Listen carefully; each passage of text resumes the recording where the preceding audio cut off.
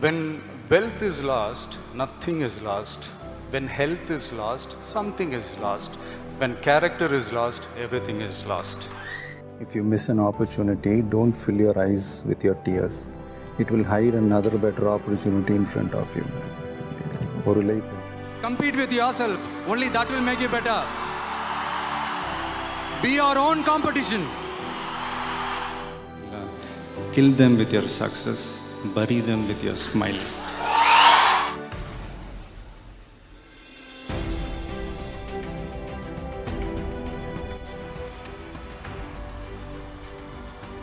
So as you guys know, this is called the Purpose Tour. And the reason why I named it the Purpose Tour is because I simply wanted to remind everybody that everybody has a purpose. No matter how old you are, no matter how young you are. And when you start saying things in life that matter, especially on a large scale, people tend to want to shut you down. What I mean by that is, people try to twist things. Some people don't want to listen. But I simply feel like if I didn't use this platform to say what I truly feel, and if I didn't use this platform to be the man that I know that I am, and speak from what's in my heart, then I'm doing myself an injustice, and I'm doing everybody in this audience an injustice. So there's gonna be times where, I say the wrong thing, because I'm human. And I don't pretend to be perfect. And I hope to God that, I don't say the right thing all the time, because if that was the case, then I'd be a robot. And I'm not a robot, and there's gonna be times where I get upset, there'll be times where I get angry, there's times where I'm gonna be frustrated, but I'm always gonna be myself on this stage. Always. And so when people try to twist things and say, hey, Justin's angry at his fans and doesn't want his fans to scream, that's not at all what I was doing. All I was simply doing was wanting people to listen and kind of hear me out a little bit.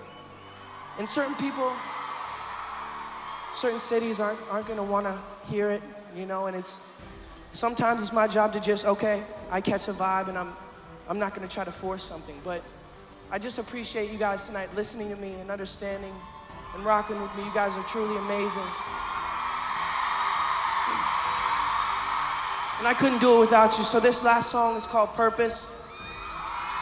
And I'm so lucky to be able to share this purpose with you. Thank you.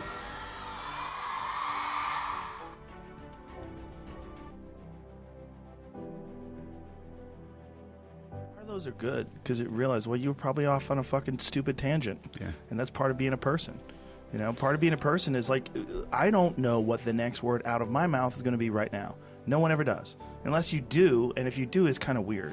Some people are poker players. I respect some people that are that, because there's an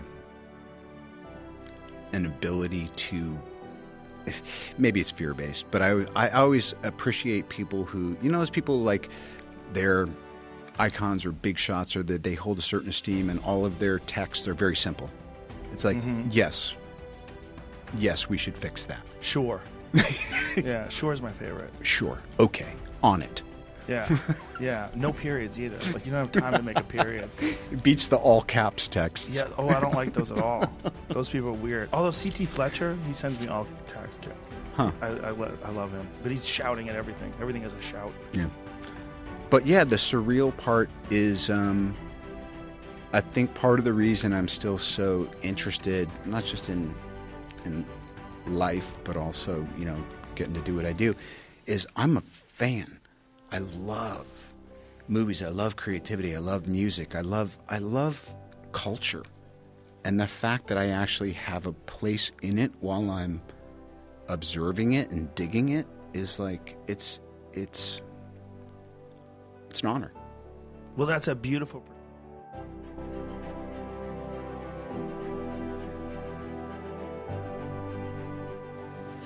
I've never been to Princeton before, and I arrived a day ago, and I had the opportunity to walk around and look at the place and look at the town.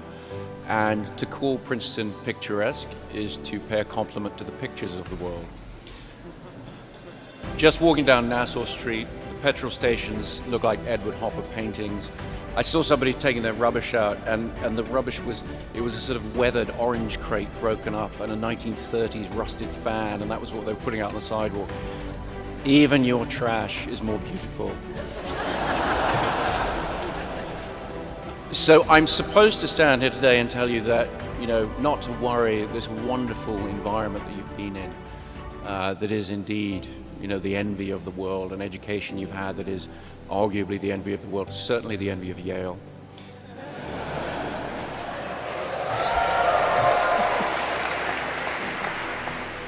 And I'm supposed to tell you that the rest of your life you're not going to be regretting the fact that you've left here.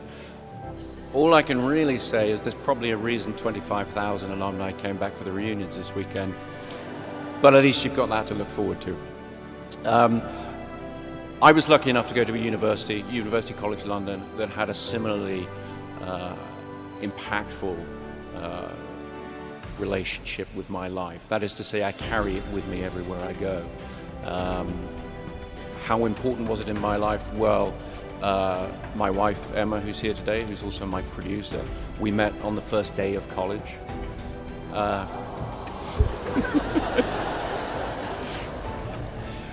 And we made our first feature film at UCL. So 4 kids, 9 films, or 9 kids, 4 films, I get confused, but lots of kids, lots of films later. We're still carrying it with us as an experience. And so we were very sad to leave. And when we sat there in graduation, we were very melancholy, as some of you will be. But we were ready to leave. We were ready to get out there. And we felt very much as if we had accumulated this sort of whole wheel of brie of knowledge. Of course, what I realized is actually a Swiss cheese. And those gaps in there are the point. They're the important part, because you're going to get out there and you're going to fill those gaps that you don't even know you have, those gaps in your knowledge. You're going to fill them with experience, some of it marvelous, some of it terrible.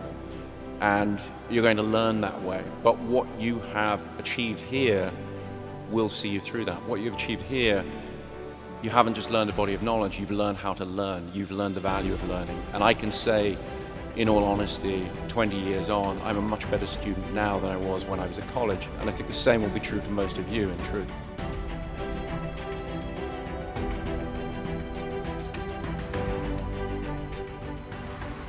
Proud of their heritage, proud of their culture, and want to keep their language alive, their culture alive. If they get that, then I feel that my job is done. You know? Have you spent time on a reservation? I have on several, yeah. Mm-hmm. I have just briefly. Yeah. I can't claim anything other than just briefly, but it's quite an eye opener. It is. And just even as a glimpse, the perspective is just like looking through a telescope, and everything sort of widens out, and you think, oh my. Well, the strange thing is that when you visit these places, you know, where essentially what you're seeing is the repercussions of what happened 100, 200 or more years ago. Of people that have been, you know, attempted to be beaten down, you know, or to feel lesser than, and that's what I want these kids to know. What do they say anthropologically about how long people were in North America, on North America, before white men came here? Was it 20,000 years? Was it longer than that? I have no idea. Yeah. However, but, I mean, even if it was a year. I mean, it was in the high numbers for sure. Before Columbus came and made an enormous mistake, thought he'd hit India. Yeah. And decided to call the people Indians. Yeah, that's the whole thing right there. They didn't call themselves Indians, did they? No, they're the human beings. Yeah. That's right.